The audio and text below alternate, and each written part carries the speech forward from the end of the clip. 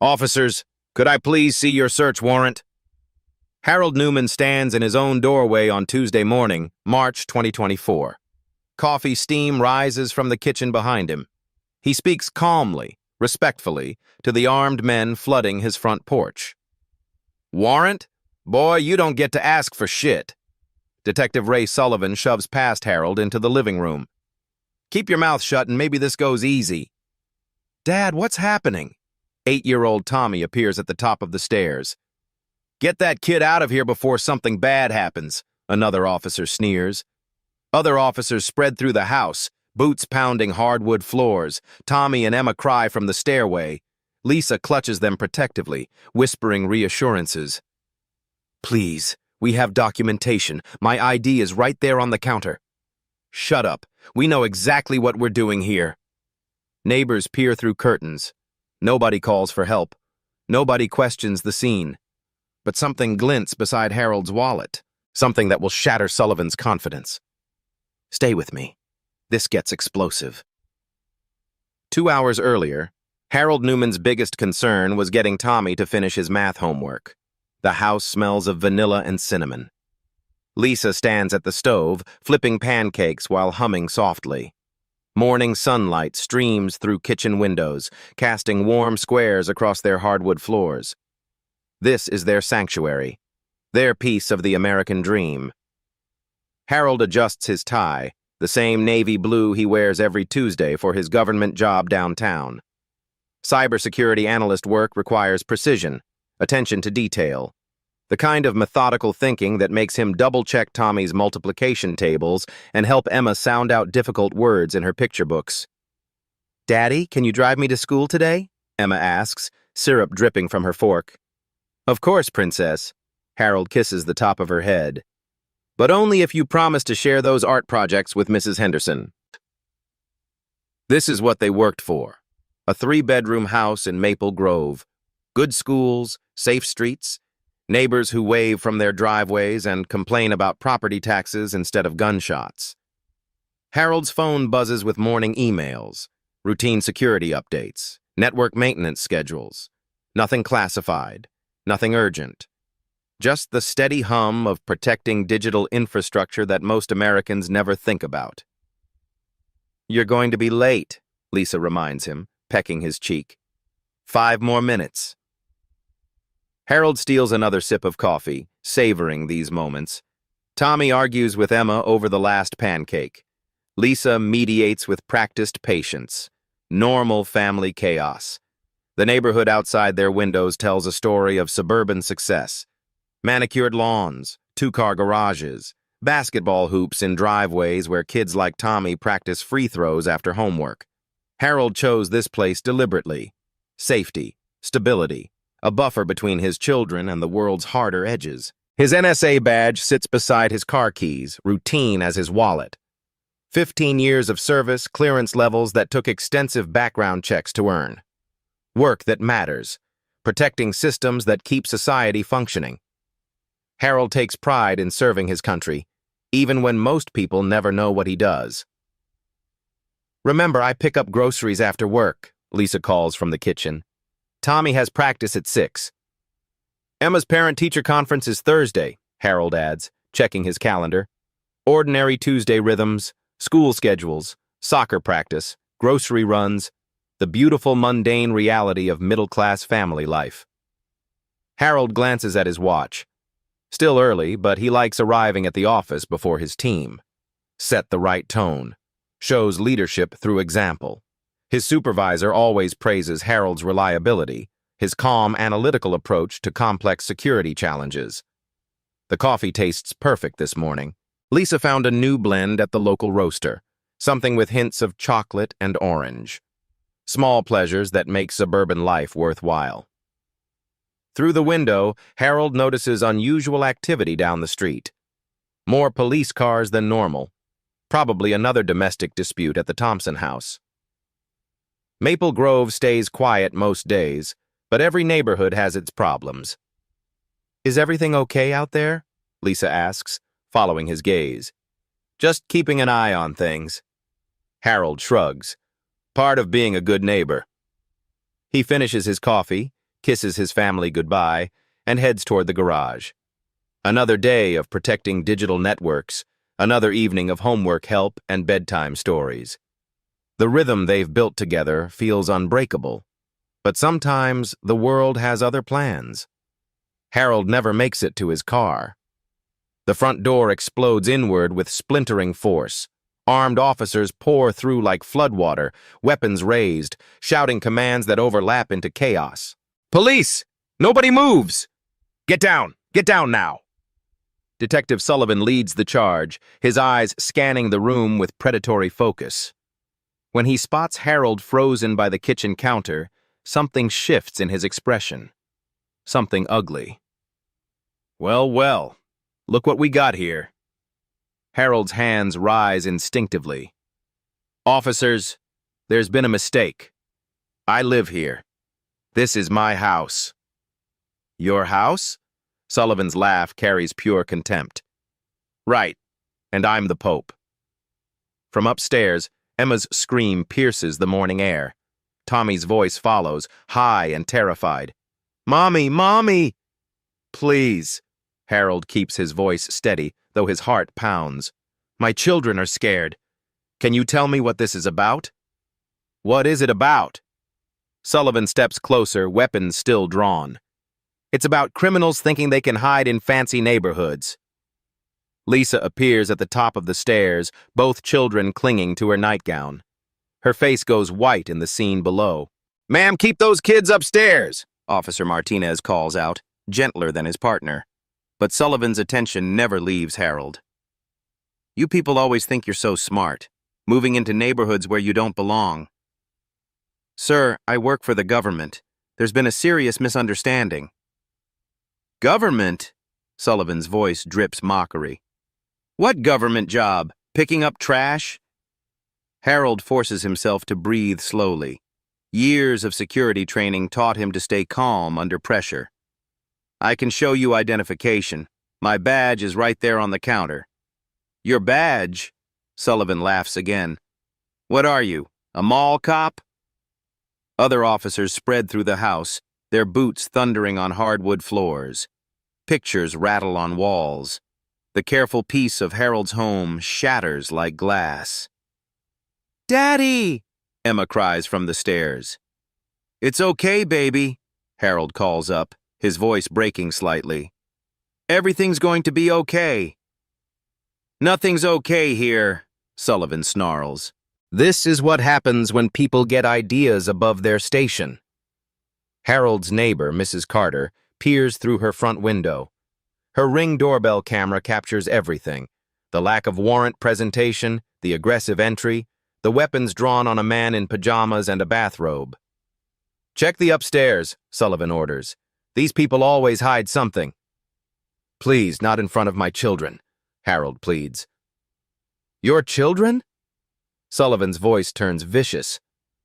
"You should have thought about them before you decided to play house in the suburbs."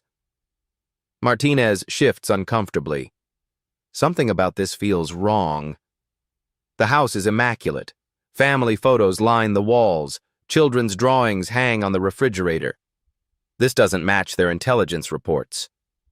"Detective, maybe you should shut up and do your job," Sullivan cuts him off. Harold watches his daughter's terrified face at the top of the stairs. Watch his son cling to his mother. Watch armed strangers tear through the life he built. "I'm reaching for my identification," Harold announces clearly. "It's on the counter beside the coffee maker." "Don't move," Sullivan barks. "You asked for identification. It's right there." Harold's hand moves slowly toward the counter, past his wallet, past his car keys, toward the small leather case that holds his federal credentials. "I said don't move," but Harold's fingers close around the badge case, opens it carefully. The gold shield catches morning sunlight streaming through the kitchen window. Sullivan's eyes follow the movement. His expression shifts from aggression to confusion to something approaching panic. The badge reads, "United States National Security Agency." The room falls silent except for Emma's quiet sobbing upstairs. Sullivan stares at the badge, then at Harold. then back at the badge. For the first time since entering Harold's home, Detective Ray Sullivan looks uncertain. This changes everything. The badge changes nothing. And everything. Sullivan stares at the NSA credentials for 3 long seconds, then snaps the case shut. "Fake," he declares. "These people will try anything." "Detective," Martinez whispers urgently. "That looked official." "I don't care if it looked like the president's autograph," Sullivan snarls. "We got a tip about this address. We follow through." But his voice carries less certainty now. His hands shake slightly as he holsters his weapon. "Please verify my employment," Harold says quietly. "Call the federal office. End this mistake." "The only mistake," Sullivan replies, "is thinking a fancy fake badge will save you." 20 minutes later, they leave. No arrest. No explanation. Just boot prints on Harold's hardwood floors and traumatized children upstairs. Harold files a complaint within the hour. The Metro Police Department's response arrives 2 days later. Standard bureaucratic language. Officers followed proper procedures based on credible intelligence received. No acknowledgement of the warrant issue. No mention of the NSA badge. Captain James Wilson speaks to Channel 7 News that evening. "Detective Sullivan is a 15-year veteran with an exemplary record. These allegations are completely without merit." The reporter presses, "But sir, the homeowner claims to be a federal employee." "Anyone can buy a badge online these days," Wilson shrugs. "We see fake credentials all the time." Harold watches the news segment from his living room. Lisa sits beside him, holding Emma, who still flinches at unexpected noises. "They're calling you a liar on television," Lisa says softly. "I know." Tommy appears in the doorway, backpack slung over his shoulder. "Dad, kids at school are asking questions about the police cars." Harold's heart breaks a little more. "What kind of questions?" "If we're criminals. If we're going to move away." The neighborhood divides quickly. Mrs. Carter brings over the casserole and offers to testify about what she witnessed. The Thompsons across the street suddenly avoid eye contact during evening walks. The Johnsons 2 houses down post a thin blue line flag the next day.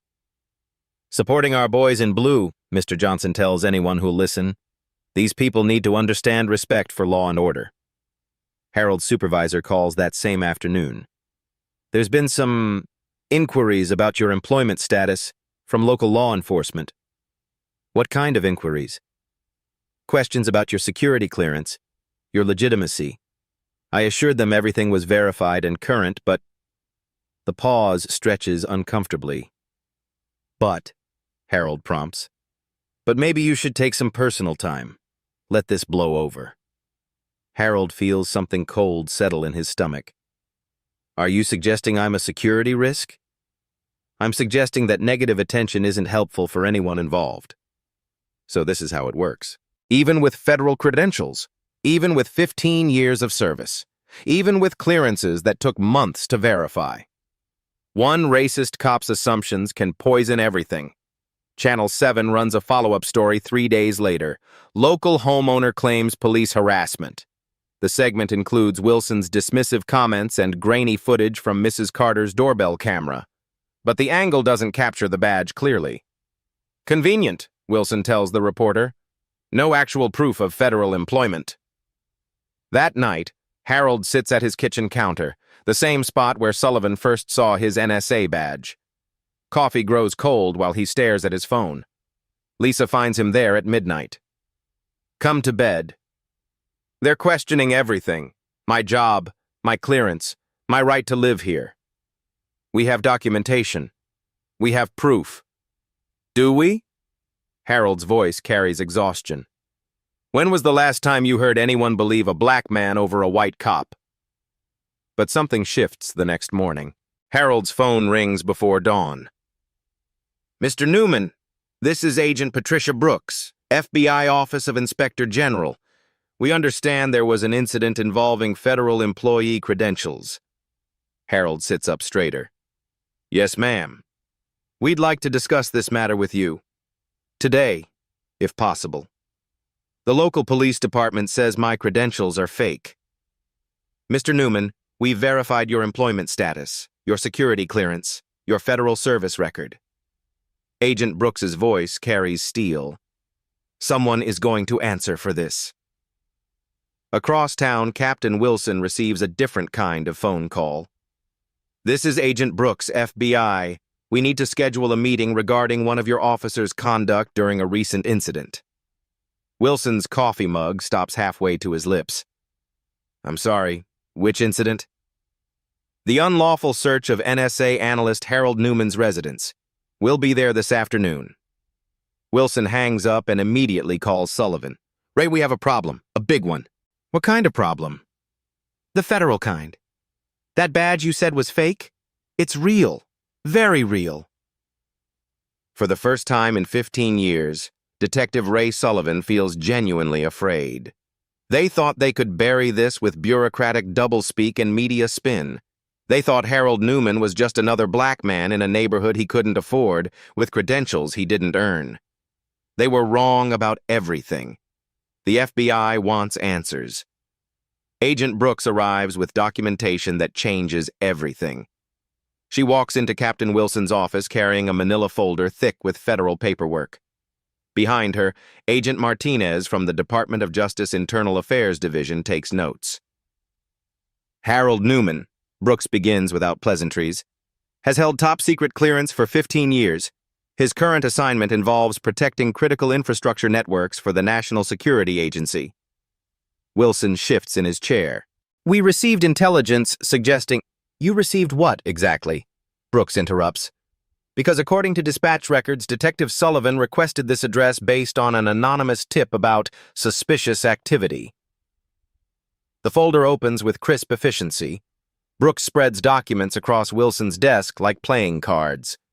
Employment verification, security clearance confirmations, federal service records. Your officer told Channel 7 that anyone can buy a badge online, Brooks continues. This particular badge requires FBI background investigation, polygraph examination, and congressional notification. Wilson stares at the paperwork. His mouth moves without sound. Furthermore, Agent Martinez adds, dispatch records show the intended address was 847 Maple Grove Lane. Detective Sullivan raided 847 Maple Grove Avenue. Wrong street, wrong house, wrong family. A clerical error, Wilson begins. A clerical error that resulted in federal employee intimidation, Brooks cuts him off, which falls under our jurisdiction. The power dynamic in the room shifts like tectonic plates. Wilson, who spent 3 days defending Sullivan on television, now faces federal investigators taking notes about his department's competence. Brooks pulls out her phone. Director Morrison, Agent Brooks. Yes, sir, we've confirmed the incident. NSA analyst Harold Newman. Full federal employee protections apply. Wilson can hear the voice on the other end. Authoritative. Displeased. Federal. The Newman family will receive full victim services support, Brooks announces, and Detective Sullivan will answer federal questions about civil rights violations. Outside the police station, Harold's phone rings. Mr. Newman? Agent Brooks. Your federal employment status has been fully verified and communicated to local authorities. What does that mean? It means Detective Sullivan no longer gets to decide whether your credentials are legitimate. The Federal Bureau of Investigation does. Harold sits in his car, hands trembling slightly. For 3 days, he's been treated like a criminal in his own neighborhood. His children are afraid to answer the door. His wife jumped at every unexpected sound. Sir? Harold's voice catches. What happens now? Now, Mr. Newman, people start taking responsibility for their actions. Channel 7's evening news leads with a different story. Federal investigation launched into police raid. The same reporter who questioned Harold's credentials now describes his verified federal service record and top-secret security clearance. Captain Wilson faces the camera with visible discomfort. We are cooperating fully with federal investigators. If mistakes were made, we will address them appropriately. The reporter presses harder. Captain, your department publicly questioned Mr. Newman's employment. Federal agents have now confirmed his credentials. How do you explain this discrepancy? No further comment at this time.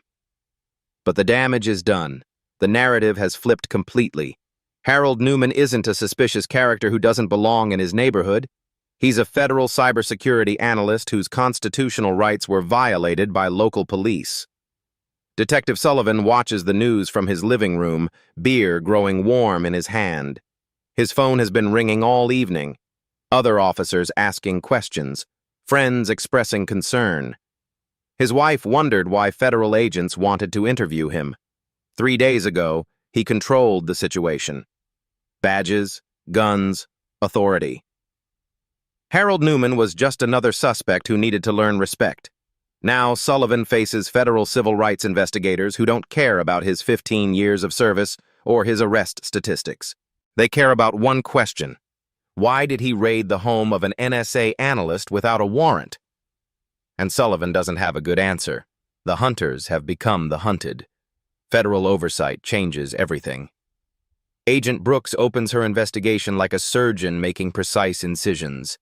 The evidence room at FBI headquarters fills with boxes labeled Newman Investigation. But Harold's case is just the beginning. Each document reveals connections to something larger, more systematic. Pull Detective Sullivan's personnel file, Brooks instructs her team. I want every complaint, every incident report, every use of force documentation from the past 5 years. The file arrives within hours. Thick manila folders that tell a disturbing story. March 2019. Excessive force complaint from Marcus Williams, dismissed after insufficient evidence. Williams described being thrown to the ground during a traffic stop in his own driveway. Williams is black. August 2020. Civil rights complaint from the Rodriguez family, dismissed after conflicting witness statements. Rodriguez described officers searching his home without probable cause, then claiming they smelled marijuana. No drugs found. Rodriguez is Hispanic. January 2022. Use of force incident involving James Foster, dismissed after Foster declined to press charges. Foster described being pepper sprayed while handcuffed. Foster is black. See the pattern? Brooks shows the files to Agent Martinez. Same detective, different victims, all minorities, all dismissed by the same captain. The email server reveals more troubling evidence. Internal communications between Sullivan and his fellow officers recovered through federal digital forensics. Check this out.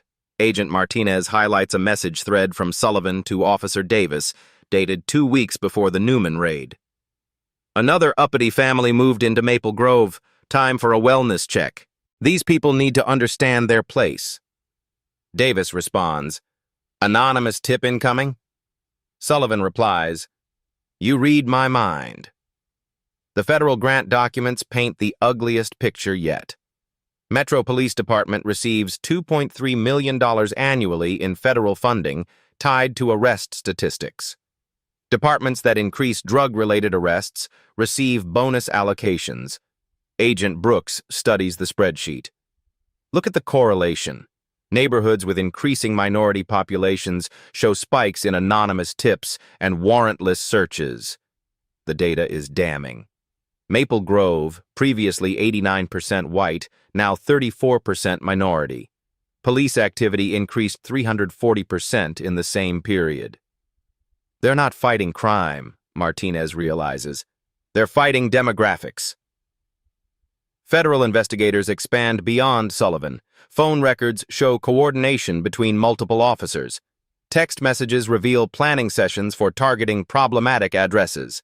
Body camera footage, previously dismissed as technical malfunctions, gets federal analysis. The recovered footage tells Harold's story and dozens more. August 15, 2023. The Martinez family, 5 and 23 Maple Grove Avenue. Officers storm their home claiming suspicious odor reports. No warrant, no drugs found. Children traumatized. Maria Martinez, a nurse at Minneapolis General, files a complaint. Dismissed. September 3, 2023. The Jackson family, 445 Maple Grove Court. An anonymous tip about loud music results in a full SWAT response at 6 a.m. No noise violations found. Robert Jackson, a software engineer at 3M, files a complaint. Dismissed. November 12, 2023. The Thompson family, Black, 729 Maple Grove Lane. Officers claim welfare check concerns, but arrive with tactical gear. No emergency found. Diana Thompson, a high school principal, files a complaint. Dismissed. Each incident follows identical patterns. Anonymous tips. Aggressive response. Minority families. Professional careers that don't fit Sullivan's stereotypes.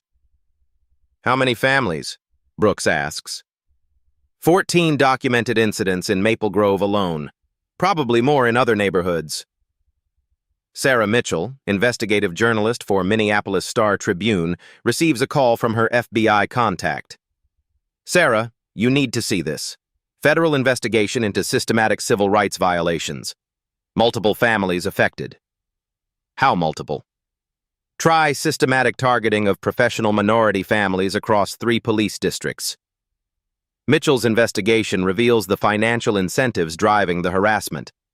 Federal grants tied to arrest statistics create perverse motivation for officers to manufacture probable cause in affluent minority neighborhoods.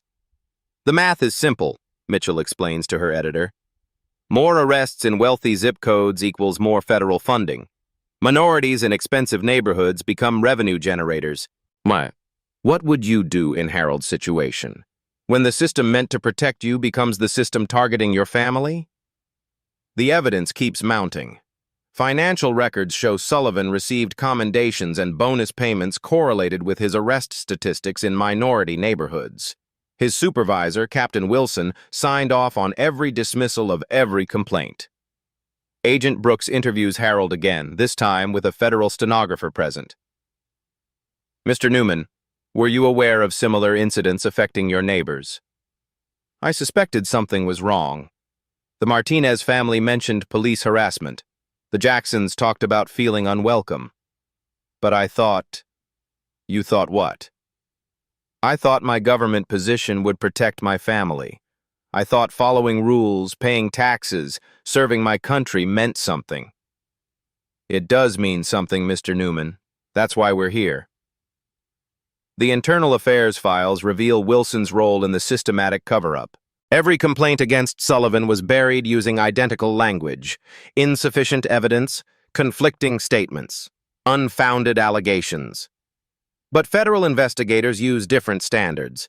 They examine patterns across multiple incidents. They interview victims whose complaints were dismissed. They analyze digital evidence local departments claimed was corrupted. Dr. Angela Foster, criminology professor at University of Minnesota, reviews the FBI data. This represents textbook institutional racism, she explains. Systematic targeting based on racial demographics, justified through fabricated probable cause, protected by administrative dismissal of legitimate complaints. The evidence expands beyond Maple Grove. Similar patterns emerge in Richfield, Edina, and Plymouth. Professional minority families, anonymous tips, aggressive responses, dismissed complaints. FBI agents interview Maria Martinez, the nurse whose family was terrorized 8 months before Harold. They treated us like criminals in our own home, Martinez testifies. My daughter still has nightmares. She asks why the police hate us. Robert Jackson, the software engineer, provides similar testimony. They destroyed our sense of safety. My son refuses to invite friends over because he's afraid the police will come back. Diana Thompson, the high school principal, describes lasting trauma. I counsel students about trusting authority, following rules, and believing in justice. How do I explain that the police targeted my family because we don't fit their stereotype of who belongs in our neighborhood? The federal investigation reveals Sullivan's unit operated as a systematic intimidation campaign.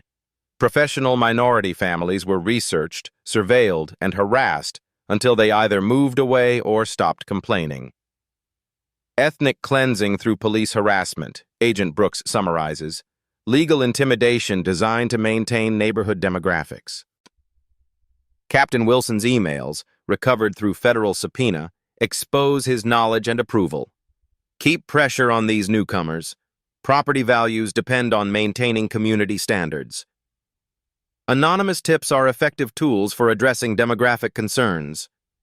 Federal grants reward proactive policing in changing neighborhoods. The Department of Justice Civil Rights Division officially opened an investigation into Metro Police Department's practices. This triggers federal oversight authority that local officials cannot dismiss or ignore. Harold receives official notification. Federal investigation confirms systematic civil rights violations affecting multiple families. Full victim services support authorized. But the investigation reveals something else. Something that will shatter Sullivan's confidence completely. The NSA has been monitoring police communications as part of domestic security protocols.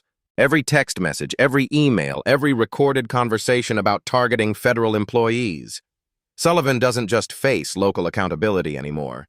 He faces federal prosecutors who don't negotiate with domestic terrorists. The hunt for justice is just beginning. The system fights back with vicious efficiency. Harold's phone rings at 3:47 a.m. Unknown number. When he answers, silence stretches for 10 seconds before the line goes dead. This happens 3 more times that week. Probably telemarketers, Lisa suggests, but her voice lacks conviction. The harassment escalates quickly. Strange cars idle outside their house at odd hours. Harold's garbage gets accidentally scattered across his lawn twice in 1 week. Someone keys his car in the NSA parking garage. Captain Wilson coordinates the counterattack from his office. Emergency meetings with union representatives, conference calls with the mayor's office, damage control sessions with the Police Benevolent Association. We cannot let federal investigators dictate local law enforcement policy, Wilson tells his assembled command staff. Detective Sullivan followed proper procedures based on intelligence received. The department's narrative hardens into concrete. Official statements get distributed to local media, talking points circulated among officers, a coordinated defense against federal intrusion. The Metro Police Department maintains that officers followed proper procedures and acted on credible intelligence regarding suspicious activity. Any allegations of misconduct are unfounded and appear motivated by anti-police sentiment rather than factual evidence. But behind the public relations facade, Wilson implements more direct pressure tactics. Harold's supervisor at NSA receives an unexpected visit. 2 men in suits who identify themselves as police liaisons, questioning Harold's stability and reliability following the incident. Has Mr. Newman displayed any unusual behavior, anger issues, resentment toward law enforcement? Harold is one of our most stable analysts, his supervisor responds carefully. 15 years of exemplary service. Sometimes trauma can affect judgment. Security clearances require emotional stability. The implication hangs in the air like poison gas. That same day, Lisa receives a phone call at her job. Mrs. Newman, this is Officer Davis, Metro Police Community Relations. We're concerned about your husband's recent statements to federal investigators. What statements? False accusations can have serious consequences for everyone involved. Are you threatening my family? Just sharing information about how these situations typically resolve. Often it's better for everyone when families relocate. The message is crystal clear. Leave quietly or face escalating consequences. Emma starts having nightmares again. Tommy asks why strange men sit in cars watching their house. Lisa installs new locks on every door and window. Internal police communications, intercepted by federal monitoring, reveal the coordination. Wilson to Sullivan, 11:43 p.m. Federal heat getting intense. Time for Phase 2 pressure. Make life uncomfortable. Sullivan to Davis, 6:22 a.m. Target the wife's employment. kids' school, community connections, squeeze until they break. Davis to Martinez, 2:15 p.m. Anonymous tips about unstable federal employee spreading. Plant seeds everywhere. The campaign expands systematically. Harold's children's school receives anonymous calls questioning their father's mental state and potential security risks. Lisa's employer gets similar contacts expressing community concerns about employing the wife of someone under federal investigation. Local newspapers receive carefully crafted leaks. Federal employee claims harassment after legitimate police investigation. The coverage subtly questions Harold's credibility while defending department integrity. Wilson holds a press conference designed to undermine federal authority. Local law enforcement will not be intimidated by federal overreach. Our officers acted professionally and lawfully. These allegations represent an attack on all police officers who risk their lives protecting our communities. The police union issues supporting statements. Rank-and-file officers express solidarity with Sullivan. Blue wall protection activates with military precision. But the pressure campaign's crown jewel targets Harold's security clearance. Anonymous complaints flood NSA internal affairs. Security concerns regarding Harold Newman. Questions about emotional stability. Potential compromise of classified information following personal grudge against law enforcement. Harold's supervisor calls him into a closed-door meeting. Internal Affairs wants to review your clearance status. Standard procedure when external allegations surface. What allegations? Questions about your reliability, your judgment, your emotional balance following the police incident. Harold feels the walls closing in. Without security clearance, his career ends. Without his career, his family loses everything they've built. Sir, my conduct has been exemplary for 15 years. I know. But perception matters in security work. Controversy raises questions. Questions require investigation. The system's message becomes unmistakable. Fight us. Lose everything. Your job, your clearance, your family's stability, your children's future. Lisa finds Harold sitting in their kitchen at midnight, staring at his NSA badge. They're going to destroy us, he whispers. We have federal support. Agent Brooks said, Agent Brooks can't protect my clearance review. Can't stop anonymous complaints. Can't prevent my career from being assassinated through administrative harassment. Outside their window, another unknown car idles at the corner. Same pattern, different night. Maybe we should move, Lisa suggests quietly. Start over somewhere else. Run away? Let them win? Protect our children. Protect our family. Harold considers this.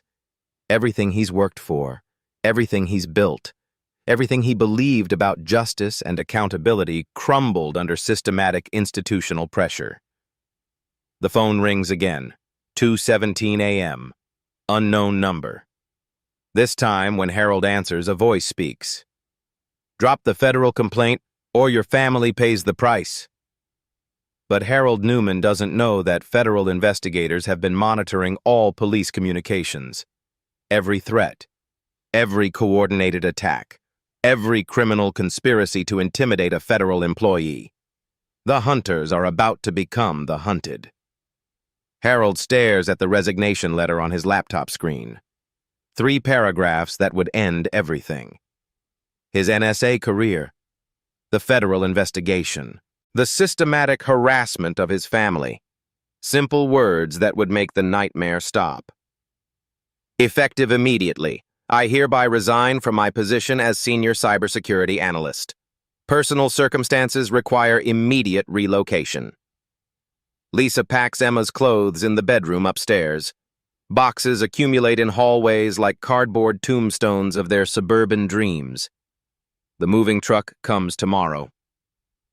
Daddy, why are we leaving? Emma asks from the doorway, clutching her stuffed elephant. Harold closes the laptop. Sometimes grown-ups have to make hard choices, Princess. Did we do something wrong? The question breaks something inside Harold's chest. His 6-year-old daughter thinks her family deserves this treatment, thinks they're criminals fleeing justice instead of victims escaping persecution. No, baby, we didn't do anything wrong. But Harold's voice carries doubt. Maybe fighting back was wrong. Maybe accepting the harassment, moving away quietly, would have protected his children from this trauma. Tommy appears beside his sister. Kids at school are saying we're moving because Dad's in trouble with the police. Another knife twist. His 8-year-old son defended his father against schoolyard accusations. Children shouldn't need this kind of courage. What did you tell them? That you're not a bad guy, but nobody believes me anymore. Harold pulls both children close, breathing in their innocence. Everything he's done, every sacrifice made was supposed to protect them from exactly this kind of pain. The federal grant documents Agent Brooks shared yesterday reveal the ugly mathematics driving their persecution. Metro Police Department receives $47,000 bonus for every 10% increase in arrest statistics within targeted demographics. Harold's neighborhood represents $340,000 in potential federal funding if minority families can be eliminated through harassment. His family's suffering has a price tag. $340,000. Lisa finds him in the kitchen after the children go to bed. The realtor called. We have 3 showings tomorrow. Good. Is it? Lisa's voice carries exhaustion. Running away? Teaching our children that bullies win if they're wearing badges? Teaching our children to survive, to pick battles they can win. You think we can't win this? Harold gestures at the boxes surrounding them. Look around, Lisa. We're packing our lives into cardboard. How is this winning? Outside their window, the surveillance car maintains its position. Same spot, different shift. Constant reminder that they're being watched, cataloged, intimidated. Agent Brooks says the federal investigation is expanding. Multiple families coming forward, pattern evidence building. Agent Brooks doesn't live here, doesn't wake up to anonymous threats, doesn't watch her children flinch every time someone knocks on the door. Elisa sits beside him at their kitchen table, the same table where they shared thousands of family meals, where Tommy struggled with math homework, where Emma colored endless pictures of rainbows and puppies. 15 years of government service, Harold whispers. Protecting digital infrastructure that keeps society functioning, serving my country, following every rule. And for what? For your children to see their father fight for what's right. My children see their father losing. There's a difference. The phone rings. 11:47 p.m. Unknown number. Harold doesn't answer anymore. They rarely say anything anyway. Just silence designed to remind him they're watching. We could start over, Lisa suggests. Portland, Seattle, somewhere far from here. And when minority families get harassed there? When another Harold Newman needs support? Do we run again? We protect our family first. Harold nods. She's right. Family comes first. Everything else is luxury he can't afford anymore. His resignation letter waits on the laptop screen. 3 paragraphs that end the fight before it destroys what matters most. But somewhere in Minneapolis, other families pack their own boxes. Other children ask why they're moving. Other parents wonder if fighting back is worth the cost. This story isn't over yet. What would you do when the system meant to protect you becomes the system targeting your family? Stay with me for what happens next. Sarah Mitchell's phone buzzes at 6:30 a.m. with a text that changes everything. Ms. Mitchell, this is Maria Martinez. I read your article about the Newman family. The same thing happened to us. By noon, Mitchell's voicemail overflows with similar messages. The Jackson family, the Foster family, the Rodriguez family, the Thompson family. 14 families total, all with identical stories. Professional minority families, anonymous tips, warrantless raids, dismissed complaints. Systematic harassment until they moved away or stopped fighting back. It's not just Harold Newman, Mitchell tells her editor. It's a systematic campaign targeting successful minority families across 3 police districts. The story explodes across social media within hours. Hashtag Maple Grove. Targeting trends on Twitter. Facebook groups form overnight. Community organizing happens at digital speed. Dr. Angela Foster, the criminology professor, provides academic credibility. This represents textbook ethnic cleansing through law enforcement harassment, illegal, systematic, and documented. But the real breakthrough comes when Mrs. Carter, Harold's neighbor, organizes a community meeting. Enough, she announces to her Ring doorbell camera, footage that goes viral within hours. We've watched good families terrorized by bad police. Time to stand together. Maple Grove Community Center fills beyond capacity that Thursday evening. Harold arrives expecting maybe 20 supporters. Instead, he finds 300 neighbors packed into every available space. Maria Martinez takes the microphone first. They came to our house at 6 a.m. No warrant, no explanation, just guns and hatred and my children screaming. Robert Jackson follows. I'm a software engineer at 3M. I pay $47,000 annually in property taxes, and the police treated me like a criminal in my own driveway. Diana Thompson, the high school principal, delivers the most powerful testimony. I spend my career teaching students about justice, fairness, and constitutional rights. How do I explain that the police targeted my family because we're successful while black? Story after story, pattern after pattern, professional careers, stable families, American dream achievers who became police targets because they didn't fit Sullivan's demographic stereotypes. Harold takes the microphone last, hands trembling slightly. 3 weeks ago, I was ready to run away, pack my family and move somewhere safe. But there is no somewhere safe if we don't fight here, together. The applause lasts 2 full minutes. Agent Brooks appears in the back of the room during Harold's speech.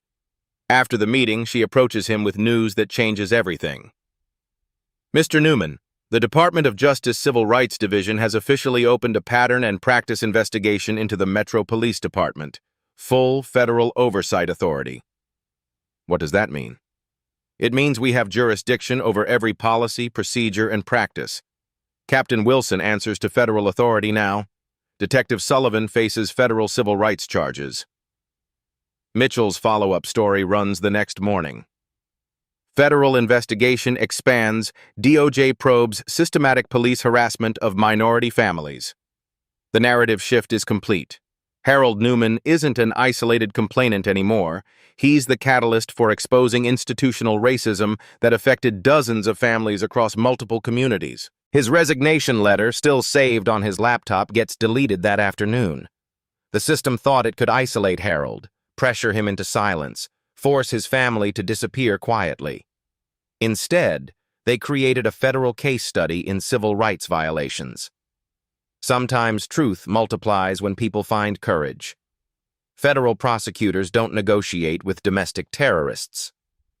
Agent Brooks enters Harold's living room carrying a tablet that will end Detective Sullivan's career forever. Mr. Newman, I need to show you something. But first, you should understand that what you're about to see is classified at the highest levels. Harold exchanges glances with Lisa. What is classified? The NSA monitors domestic communications when federal employees are threatened. Your security clearance triggered automatic surveillance protocols the moment Sullivan's unit began targeting your family. Brooks opens the tablet, revealing a digital interface labeled Domestic Counterintelligence Monitoring System. We have every text message, every phone call, every email between Sullivan, Captain Wilson, and their co-conspirators for the past 8 months. The screen fills with intercepted communications that read like a criminal conspiracy manual. Sullivan to Wilson, March 15th, 2:34 a.m. Newman problem solved. Anonymous tip filed for Wednesday morning. Time to remind these people where they belong. Wilson to Sullivan, March 15th, 6:47 a.m. Excellent. Federal grant review is next month. Need arrest statistics from target neighborhoods. Make it count. Sullivan to Davis, March 15th, 7:22 a.m. Maple Grove Operation Greenlight, no warrant needed. They never check anyway. Harold stares at the messages. They planned everything. The fake tip, the wrong address, the warrant violation. It gets worse, Brooks continues, scrolling to reveal financial documents. Metro Police Department receives federal grants based on arrest statistics in high-value demographics. Translation: more minority arrests equal more federal funding. The mathematical brutality is undeniable. Each harassed family represents potential revenue. Each traumatized child is a line item in a federal budget proposal. But the most damaging evidence comes from Sullivan's personal communications with his wife, intercepted through NSA domestic security protocols. Sullivan to wife, March 16th, 11:15 p.m. Taught another uppity family a lesson today. You should see how fast they learn respect when real authority shows up. Wife to Sullivan, March 16th, 11:18 p.m. Just be careful, Ray. These government types have connections. Sullivan to wife, March 16th, 11:23 p.m. Government types like him? Please. Probably affirmative action hire anyway. Badge is probably fake as his sense of belonging. The racial animus in writing. Federal prosecutors' dream evidence. Brooks reveals the final bombshell. The NSA identified this as domestic terrorism targeting federal employees. Your case triggered a joint task force between the FBI, the DOJ Civil Rights Division, and Homeland Security. Domestic terrorism? Systematic intimidation designed to drive federal employees from their homes based on racial demographics. Textbook definition. Harold realizes the scope of federal attention now focused on Sullivan's unit. Not local accountability, not departmental reform. Federal terrorism charges with decades of prison time. Brooks makes a phone call while Harold processes this information. Director Morrison? Agent Brooks. Yes, sir. Surveillance evidence is conclusive. Multiple federal crimes documented. Authorization for immediate arrests requested. When she hangs up, Brooks's expression has changed completely. Mr. Newman, federal marshals will arrest Detective Sullivan and Captain Wilson tomorrow morning. Charges include conspiracy against rights, intimidation of federal employees, and terrorism-related offenses under the Patriot Act. The irony is perfect. Sullivan used fear tactics to control minority families. Now, federal anti-terrorism laws will control him. What happens to my family?